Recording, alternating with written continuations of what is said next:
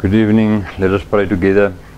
Heavenly Father, I thank you for the opportunity that we have to be gathered in your name again.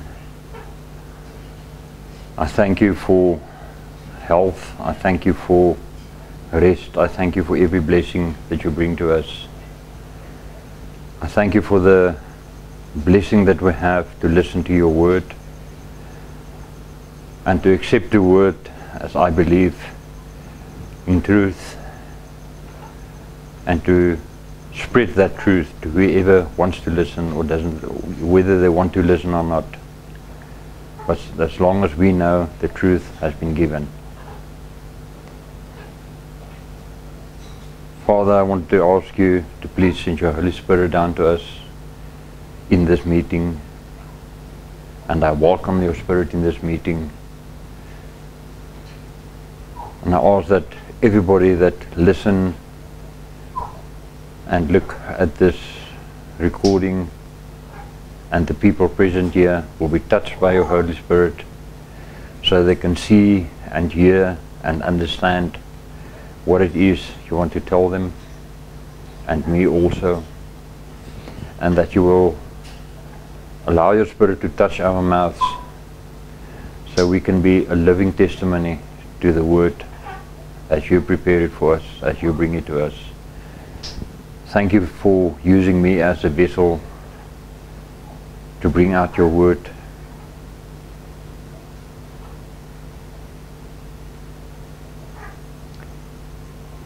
Lord, bless us during this meeting. I pray this in the name of Christ Jesus. Amen. You will remember in the part 1 of this series we talked about truth, the girdle of truth, that which form part of the whole dress that we have to wear, the armor that we have to put on. And yes, I have to mention this. This past weekend was a true example of the truth that people want to accept, the truth people want to live by, and the ignorance people have for the truth. Was yet again we had a weekend in which people has dedicated their time to pagan rituals, a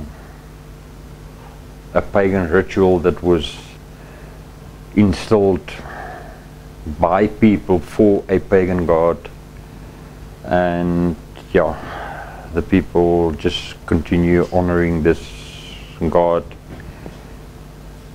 Not even a heavenly god, it's a mind god, it's something from Satan. But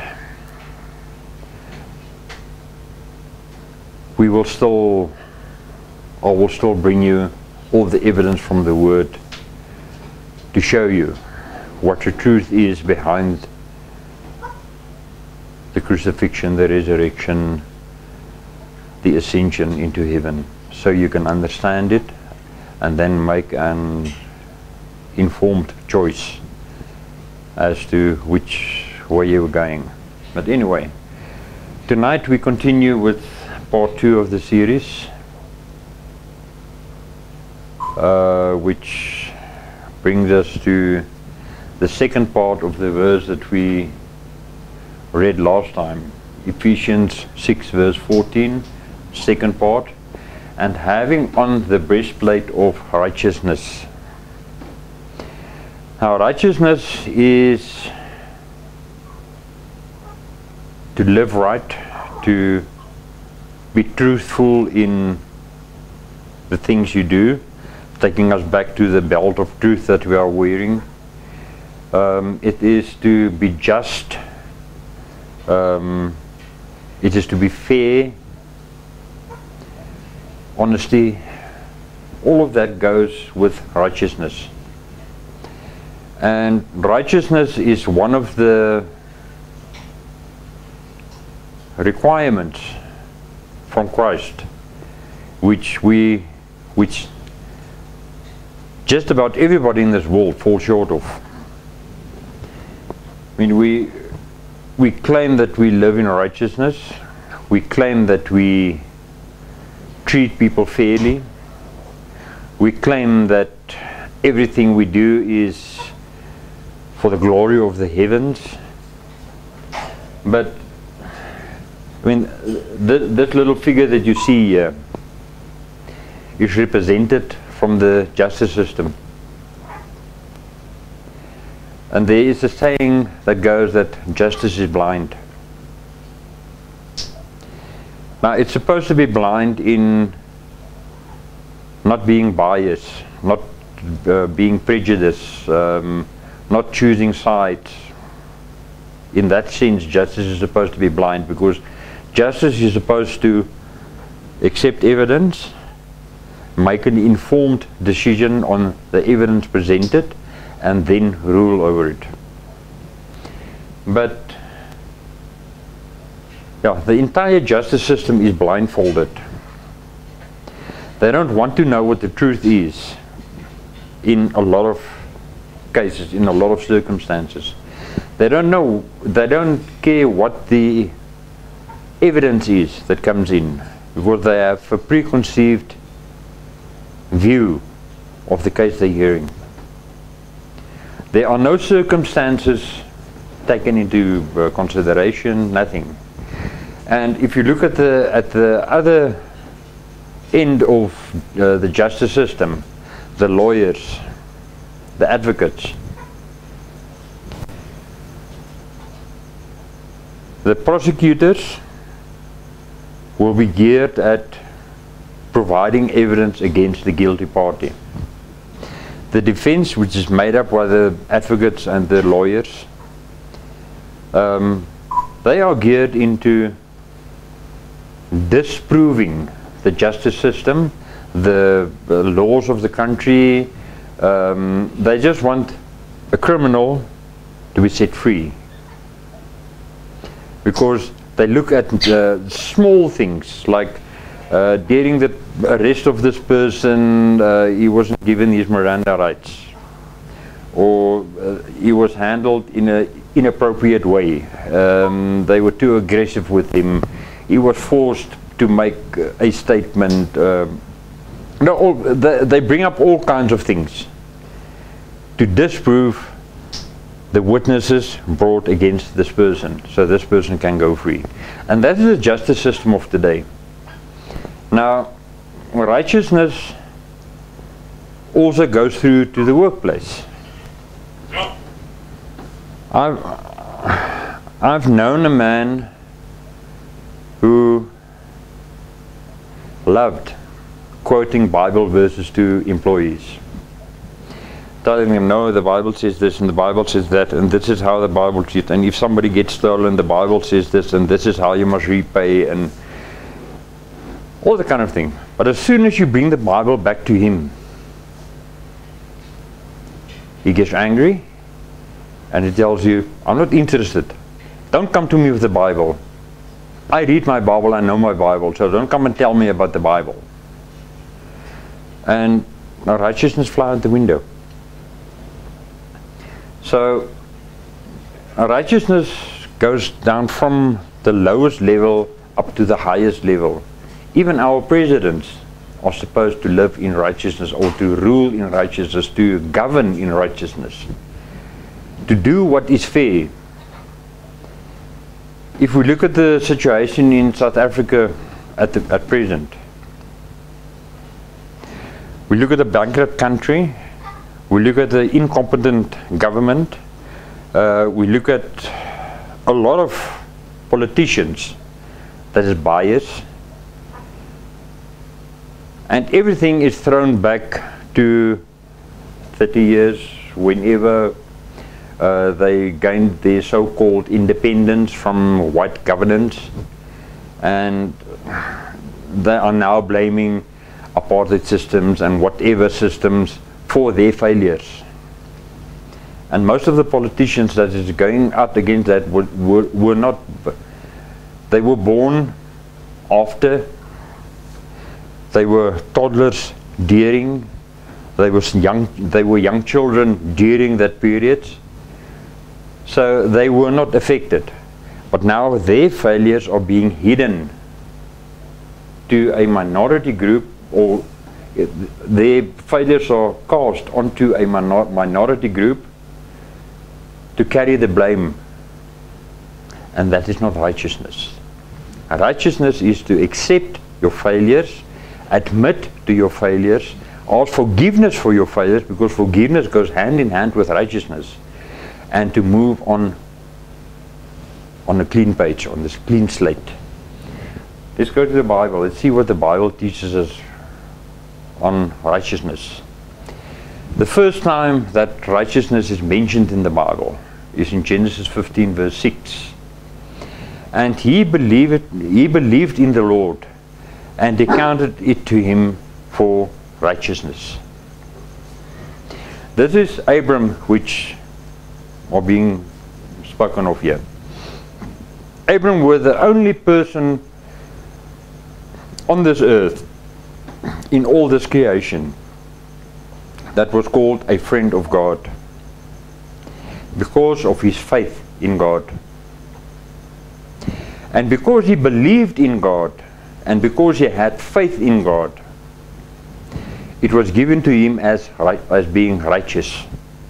He is a righteous person. He is a person that lived right in the presence of God, according to the will of God. God made him promises. He was 100 years old when God told him, "Now you're going to have a child." His wife Sarah didn't believe it because she was past her age already. So the chance of having a child were out of the question, and God kept his promise.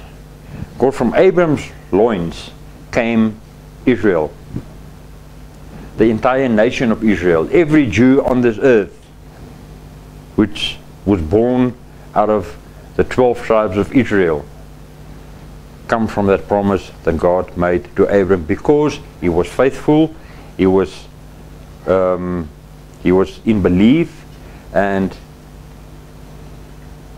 he was righteous. God loved him, he loved God.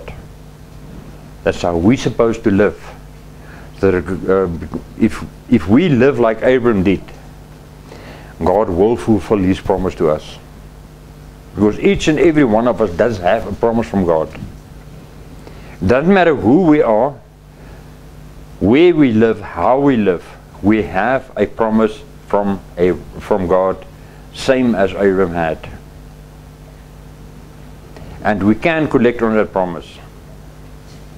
It depends on us. It depends on how we live. It depends on our righteousness. Can God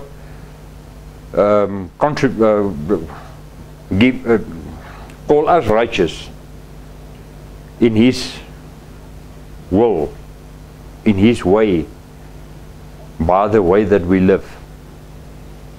Is it possible for God to tell us, you are a righteous person? I don't think so. But many people believe that, yes, they are that in God. The second mention of righteousness, Leviticus 19 verse 15. You shall do no unrighteousness in judgment. You shall not respect the person of the poor, nor honor the person of the mighty, but in righteousness shall you judge your neighbor. Now, a lot of people are going to misunderstand. I know it. You shall not respect the person of the poor. It simply means you will not take pity on the poor person that stands before you in judgment. If the person that you have to judge is poor and he doesn't have and falls short, and you cannot take pity on that person for the wrong that is done. Because for every wrong there is a reason. And it doesn't matter what the reason is, because every person will give a reason for why it is that he did wrong or she did wrong. And they will all be able to justify what they did with all kinds of excuses and reasons and stuff. Some of them will even go to the Bible to justify themselves. But you, as the person hearing this case, cannot take pity on the poor person. Because if a wrong has been done, a punishment must be given. And that goes throughout the world on every person in the eyes of God. If I sin today, I can go and ask my forgiveness. God will forgive me. But like a loving father, after the forgiveness, I will receive my punishment. I will not be the punishment will not be forgotten, it will not be written off. I will receive my punishment. Whether it being small or big, it doesn't matter. But no sin will go unpunished. That's what the Bible tells me. That's what I believe. So as long as I can live in right standing with God, I will receive His blessings. But if I do unrighteous things in His view, I will receive my punishment. The second, nor honor the person of the mighty. The mighty in the context of this verse is the rich, the powerful, the top people. You cannot overlook their transgressions and act unrighteous because of their position or because of their power or because of their riches. You have to hear the case against them with the same dedication that you hear the case against the poor person. In the justice system, everybody is supposed to be on one level. You committed a crime, I must hear the witnesses against you, and then I must make an informed decision as to what the punishment will be, no matter of who the person is. We cannot ignore this. Because this is the backbone of righteousness. That everybody gets treated fairly and equally before God. Let's continue.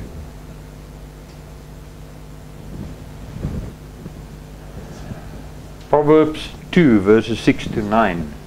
For the Lord give wisdom, out of His mouth come knowledge and understanding. He lay up sound wisdom for the righteous. He is a buckler to them that walk upright. He keep the path of judgment and preserve the way of His saints. Then shall you understand righteousness and judgment and equity, yes, even every good path. God give the wisdom. Every bit of wisdom that God gives is in His Word. It is written down there. You can use. I've made the statement a lot of times in sermons. This is your GPS through life. Everybody uses GPS today to get from point A to point B on the fastest route, the shortest route, or whichever route they want to take. But GPS have all the routes available. This is your GPS to righteous living, to living in right standing with God, to live according to the will of God. Use it, learn it. Every bit of wisdom that you need is in there. All the knowledge that you need is in there, so that you can live upright before God. I mean, God will give the wisdom for the righteous. If you are righteous before God, like Abraham was, you will receive the knowledge from God, from His Word, so that you can walk upright in the sight of God. You don't need to hide your face or look for a hiding place. You cannot hide from God. Nobody can. But to be righteous, you need God in your life. You cannot be righteous without God present in your life, without God guiding you through life, without God being there to give you the knowledge that you need to be righteous. So, once you receive the knowledge from God, you will understand righteousness. You will understand what it is not to judge a person harshly, not to be biased, not to be prejudiced, not to be hateful, not to be vengeful. You will learn to be righteous. You will learn sound judgment in the sight of God. Equity will be part of your life. You will know every good path. How do you get on the good paths? By searching for the path on your knees. I've explained it to in a lot of my sermons already. The path for righteousness is not always a clear path. Sometimes the path looks like it wants to disappear. Other times the path is clear. You can see it. You can follow it for miles. And then it starts going faint again. Those moments when the path starts going faint, those are the times when you have to go down on your knees, bring your face to the ground, be in prayer and look for the path. You will receive the path. I can promise you, you will receive it. You will find it. You will follow it.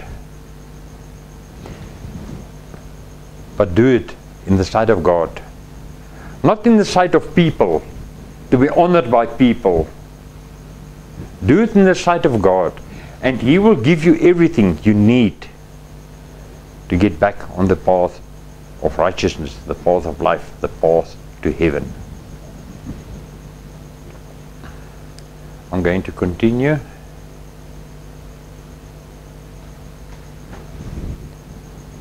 Matthew 5 verse 6. I'm going to bring out a lot of references from the New Testament now, especially Matthew. Things that Jesus said and spoke regarding righteousness. Matthew 5 verse 6 tells us, Blessed are they which do hunger and thirst after righteousness, for they shall be filled. If you have a hunger and a thirst for righteousness, you are following the example set by Jesus. You cannot hate,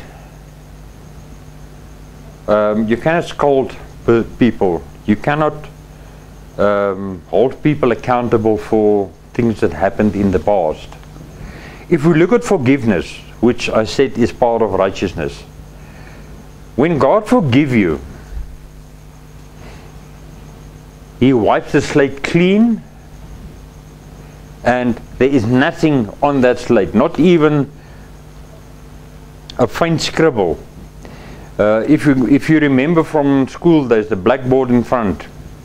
The teacher used to write on the blackboard with chalk, and then he asked the student to clean the blackboard, and the student will go and wipe the chalk off the blackboard, but there's always this ghost print that stays behind.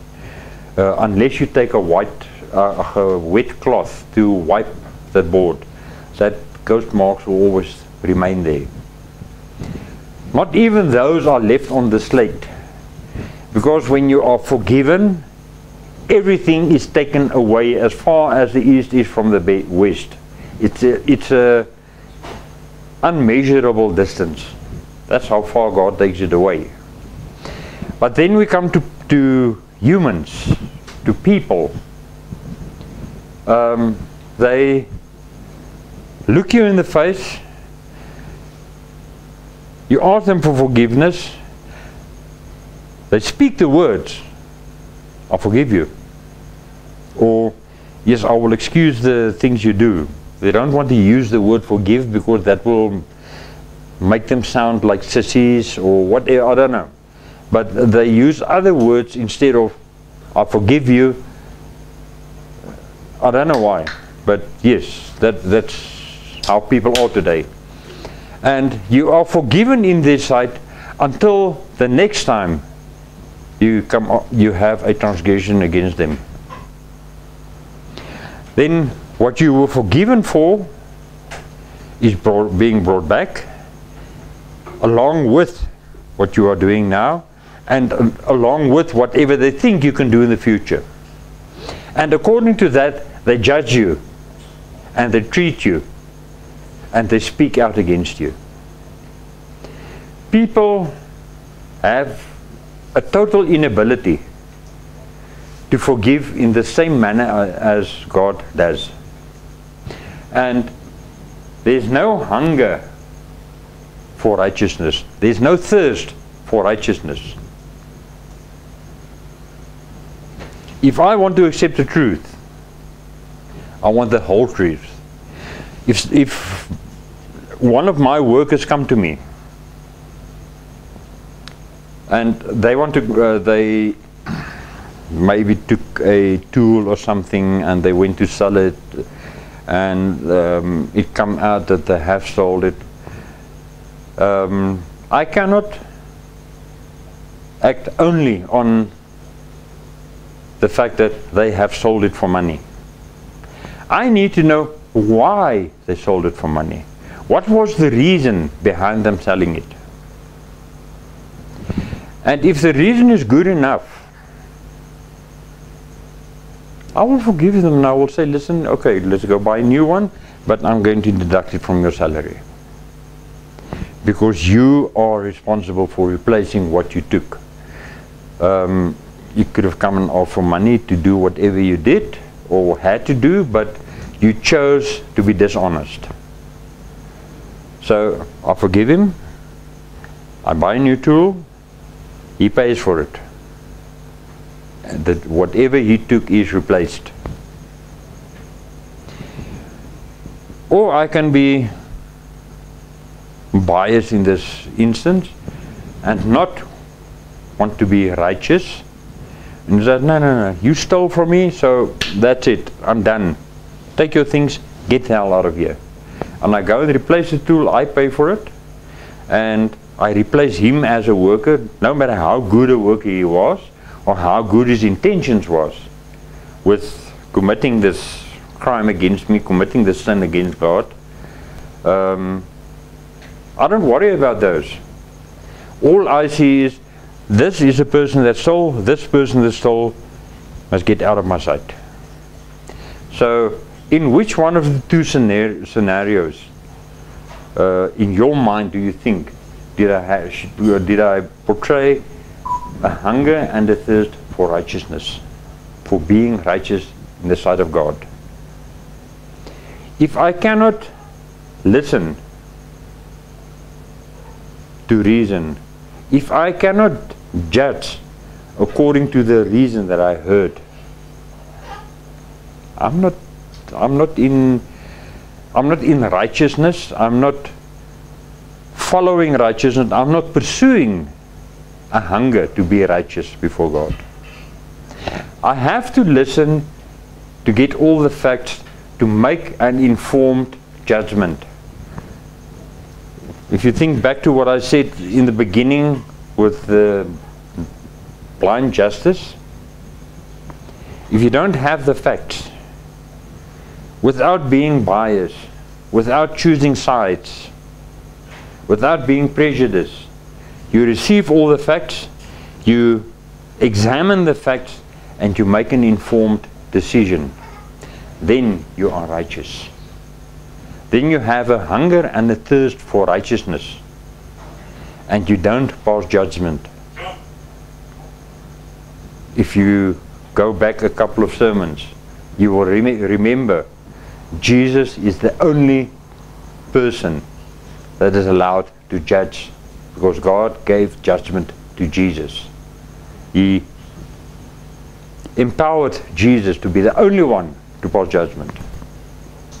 Not me, not you, not anybody. Judgment belongs to Christ, to nobody else.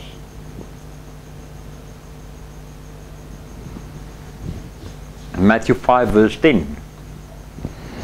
Blessed are they which are persecuted for righteousness' sake, for theirs is the kingdom of heaven. If I demand righteousness and I'm being persecuted because of my demand for righteousness, I'm in right standing before God. Paul, perfect example.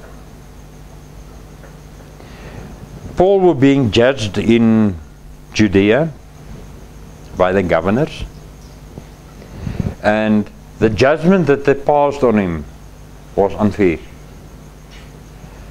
So Paul demanded that he go to the king, to the Roman emperor,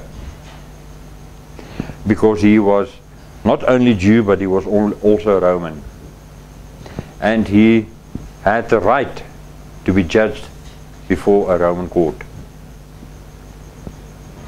And Paul was taken there, and it took many years before he was judged, before he was executed.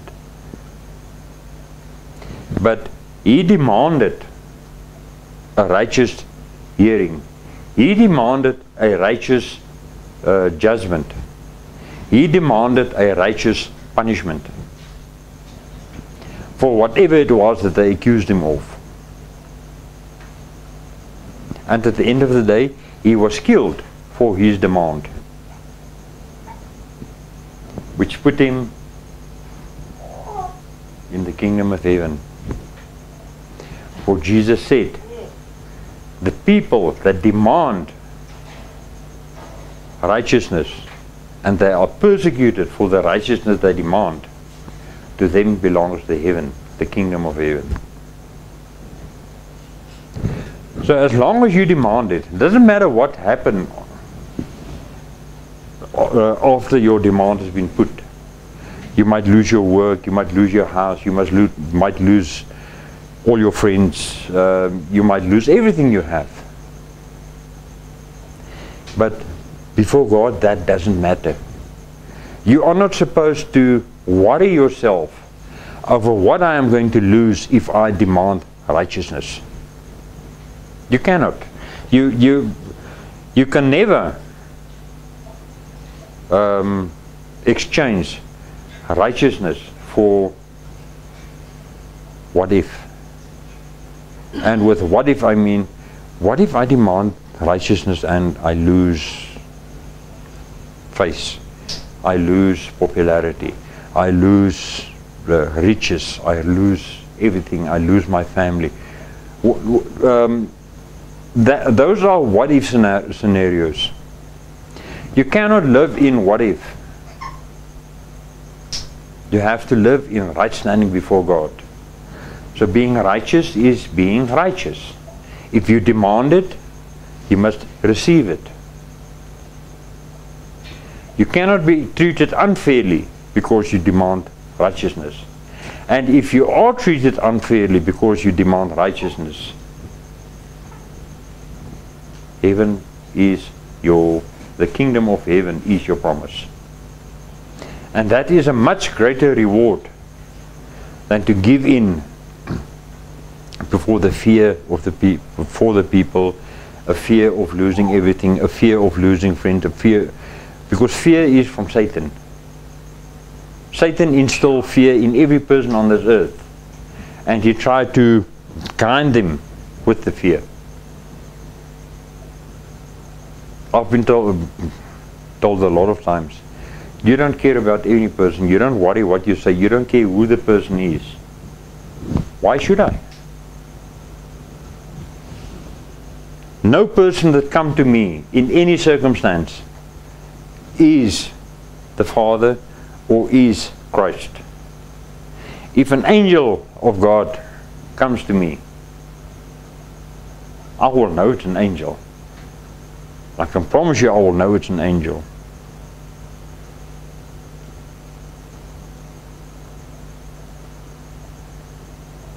But if people come to me to threaten me, or to try and put me through hardship, or try and belittle me, or I don't need to stand for it. I don't need to bow down to them and say, ooh, sorry, sorry, sorry, sorry. I must be humble at all times. But fear is not part of my life. It shouldn't be part of any believer's life. Because God is greater than any person on this earth.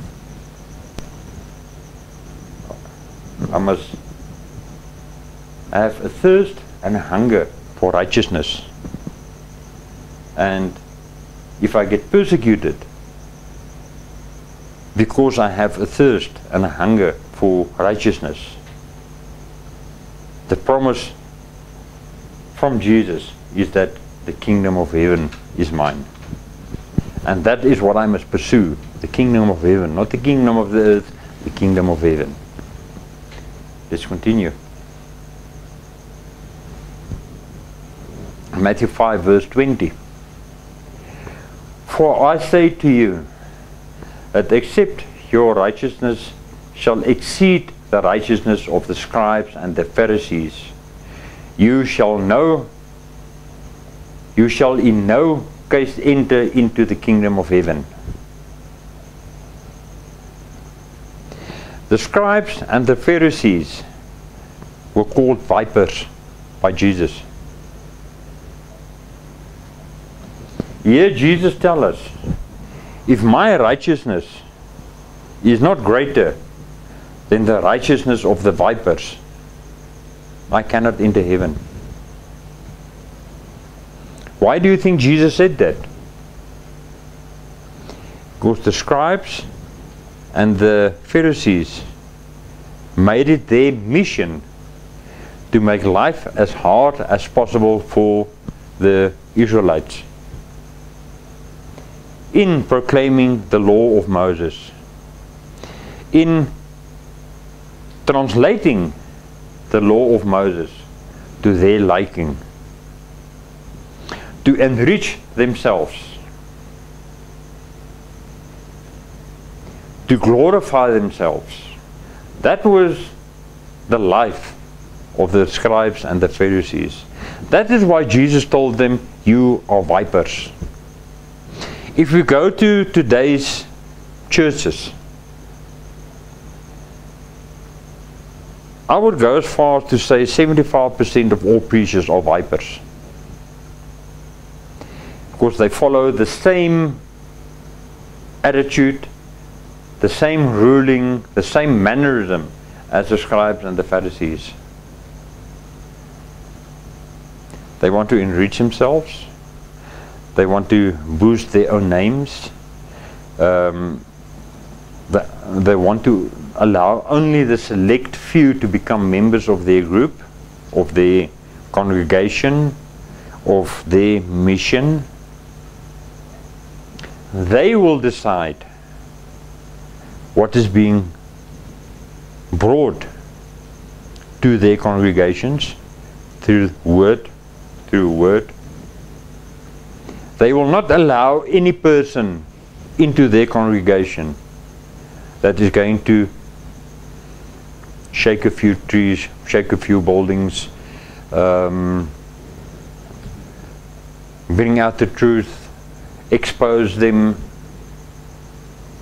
They are vipers and they have no righteousness. They cannot be righteous if they are on the same level as the scribes and the Pharisees from the time of Jesus. And here Jesus tells us, if my righteousness does not exceed those of the vipers, I will never see heaven. So I will always try, or not, I can't say try, to the best of my ability, I will give righteousness, I will live righteous. And the reason why I'm saying to the best of my ability, if my ability take me to a certain point, I don't reach failure, because the point to where my ability took me is the extent to where my knowledge and insight went. So when I reach this point and I learn a bit more, my ability will take me further, so I grow continuously. If I say I will try, I admit to failure. Because if I try, whatever I know about the thing that I'm trying will take me to a point, so I can't do it. I go down. I've learned nothing. I haven't increased my knowledge. So now I want to try again. Go to the same point as failure that I had before, I fail. I go and I fall, and I go and I fall. There's no growth mentally, physically, spiritually. There's no growth, because I keep trying, and every time I say I'm going to try, I admit to failure. I admit to the people, I'm going to fail in this, and I'm not going to learn anything from the failure which I had. But if I do it to the best of my ability, I continuously grow. And that is what we need to do to get our righteousness to exceed that of the vipers. So yeah, do what you can, and to the best of your ability, to exceed the righteousness of the vipers, so that you can have entry into heaven. Because you don't want to go to the hot place. Believe me, you don't want to go there. I also don't want to go there, but I'm not every day sure that I am free from going there. Matthew 6 verse 33. But seek you first the kingdom of God and His righteousness, and all these things shall be added unto you. If I don't seek the kingdom of God and the righteousness of God, which I can only receive through faith, through believing, through forgiveness. If I don't seek the kingdom of God and the righteousness of God through those things, I will never be righteous before God. I can forget about asking for blessings, because I will not receive them. If I ask God to bless me for the wrong reasons, I will not be blessed.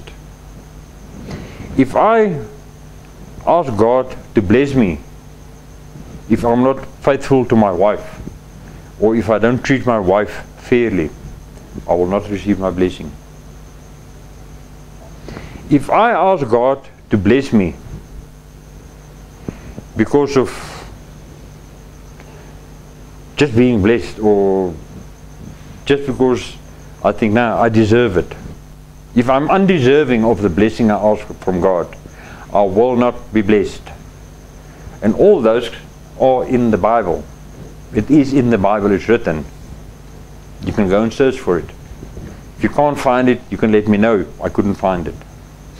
But it is there. So if I want to search the kingdom of God, I need to repent. I need to ask for forgiveness. I need to forgive everybody that transgressed against me. That is also from the Bible. Because in the Bible we are told, what you don't forgive on earth cannot be forgiven in heaven. And what is not forgiven in heaven cannot be forgiven on earth. It cuts both ways. So you have to ask for forgiveness after you repented. And you have to give forgiveness. Because if you don't give forgiveness, you cannot earn the righteousness of God. And you cannot receive the blessings from God. That is how God treats righteousness. clean slate, never to be remembered again.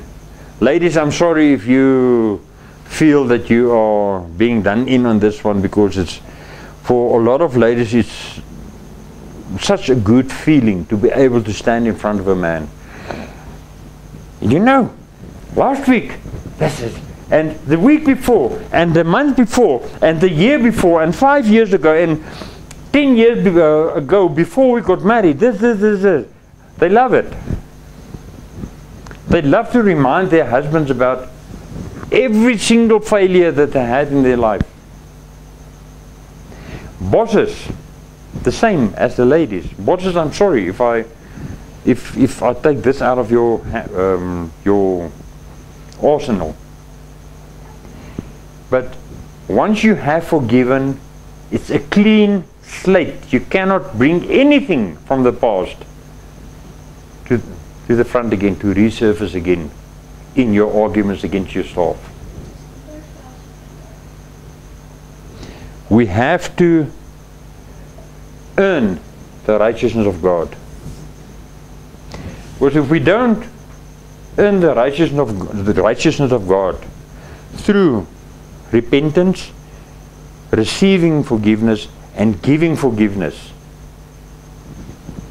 there is no hope for us to receive a single blessing from God. Oh, He will reveal Himself to you.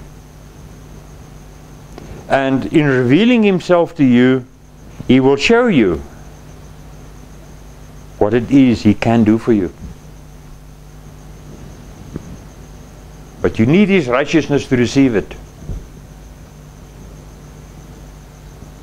You need to be righteous towards your family, towards your wife, towards your children. You need to be righteous towards your employees, towards your friends, towards your neighbor. Because if you cannot be righteous to them, God cannot bless you. So righteousness is the key to receiving blessings from God. Let us continue. Matthew 21 verse 32.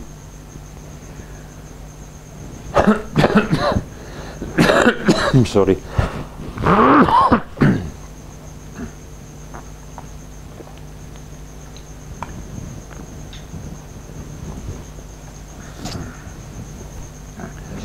For John came unto you, this is John the Baptist being spoken of here. For John came unto you in the way of righteousness, and you believed him not. But the publicans and the harlots believed him.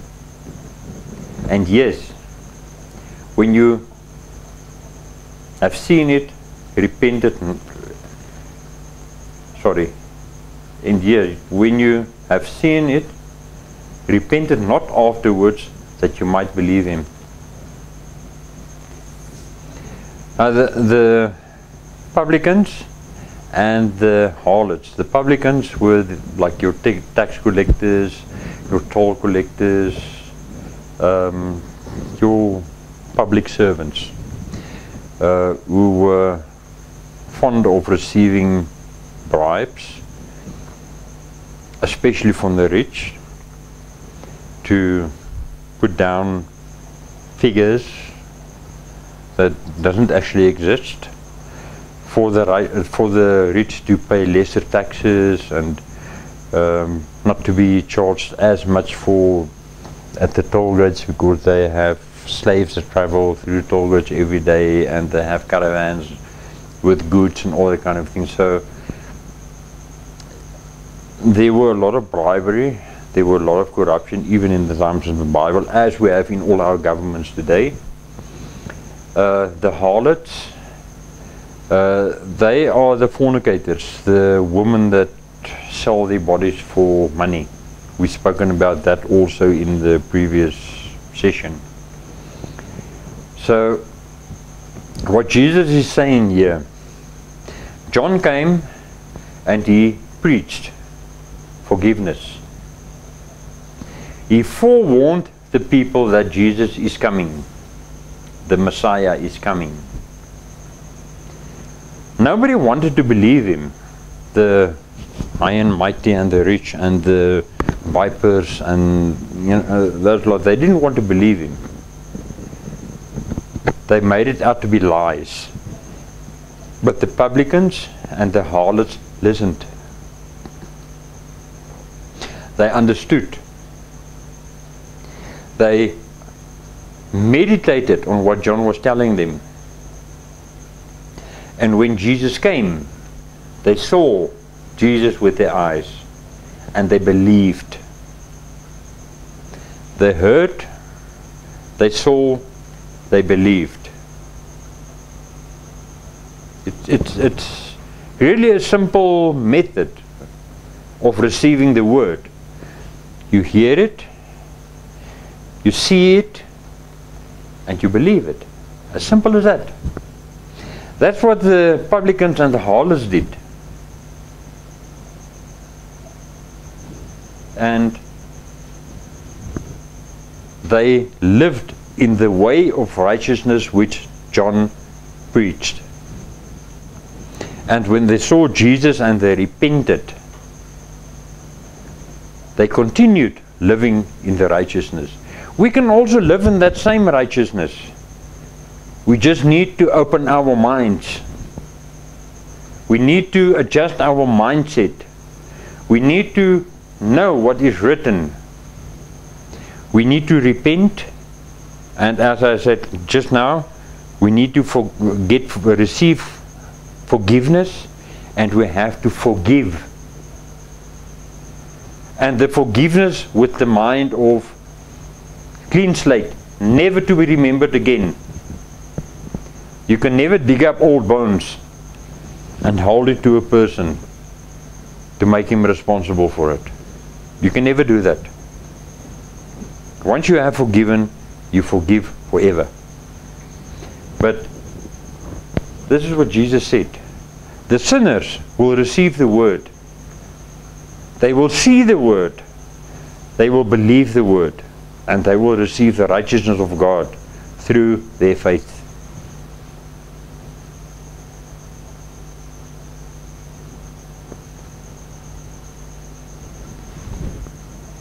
John 16 verse 7 to 11.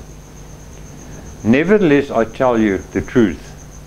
It is expedient for you that I go away. For if I go not away, the Comforter will not come unto you. But if I depart, I will send him unto you.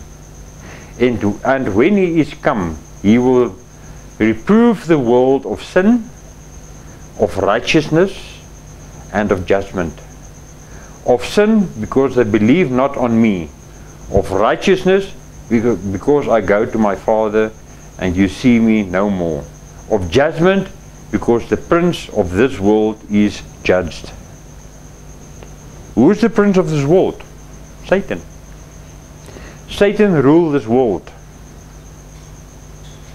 Satan rules the majority of the people on this world. But yet Jesus made it clear. He must go to heaven in order for us to receive the Holy Spirit. The presence of God we need to receive. But we cannot receive it for as long as He is on the earth. Because while Jesus was on the earth, He was God on earth. He was God. He is God's Son. So while the Son was on earth, the Son had to set an example for the people. He had to set an example for faith. He had to set an example for right living. He had to set an example for preaching, for everything. So once Jesus left the earth, the Holy Spirit could come. And the Holy Spirit can guide us in the right way. The Holy Spirit can guide us to be righteous. The Holy Spirit can guide us to be fair. The Holy Spirit can guide us through forgiveness. The Holy Spirit can guide us through repentance. The Holy Spirit can guide us through everything that is required of us from the Word of God. We need to believe. We need to believe that Jesus has gone to heaven after He was resurrected, and that once He entered heaven, He asked the Father to please send the Holy Spirit to earth for the people, so that the people can know that the Holy Spirit is there, and through the Holy Spirit Christ is with them. Through the Holy Spirit God is with them,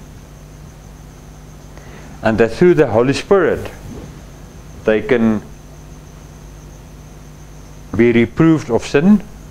Your conscience, it's not your conscience, it is the Holy Spirit telling you what you're doing now is wrong. That is how the Holy Spirit reprove you of sin. Righteousness, the Holy Spirit will guide you if you allow the Holy Spirit to do that. In righteousness, to be fair, to be honest, to be truthful, which all goes hand in hand with righteousness. The Holy Spirit will guide you to be that person. And of judgment. The best example of judgment I can give you from the Bible: Leviticus, Numbers, Romans, Colossians. They all tell us that it is an abomination in the eyes of God for a man to lie down with another man in a nature that you will do with a woman, or for a woman to have intercourse with a woman. Well, a woman can't have intercourse because there's no penetration, but they pretend. There are ways. The Bible tells us it's an abomination for a woman to expose herself to an animal to enjoy pleasures from that animal. And women does it. There's men that do it. The Bible says it's an abomination before God. And God goes further. When God says it's an abomination, God speaks judgment. He judges those people to say, you are wrong, you are committing a sin. And then He go and sentence them, where He says, those people must be taken outside the city, they must be stoned, and their bodies cannot re-enter the city. So what does God do there? In the Bible, it is written in the Bible, you can go and check it yourself. God judges, God passes sentence. And what He does it in fairness. So, judge according to the guidance of the Holy Spirit. Don't judge according to your own feelings or your own thoughts.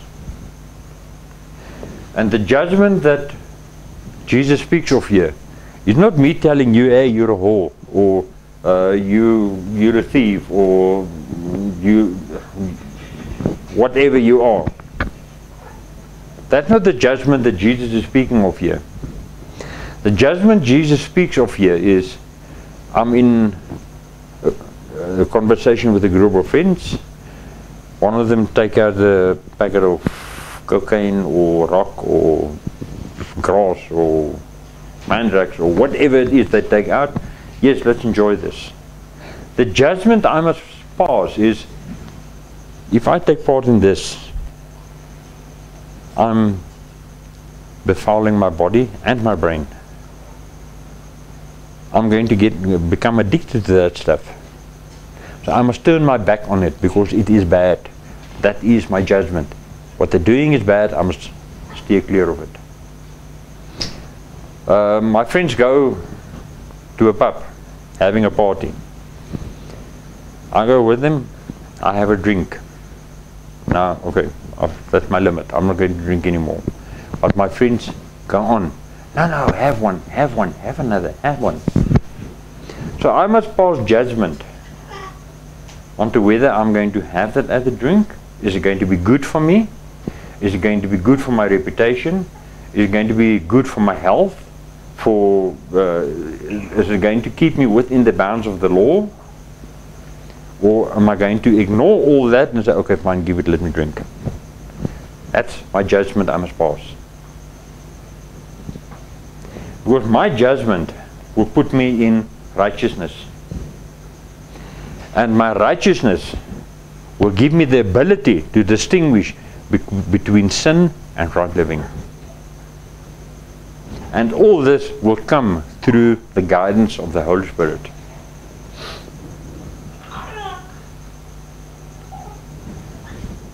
So yeah, let us practice righteousness in our lives. At first it's going to be a very difficult thing, I can promise you.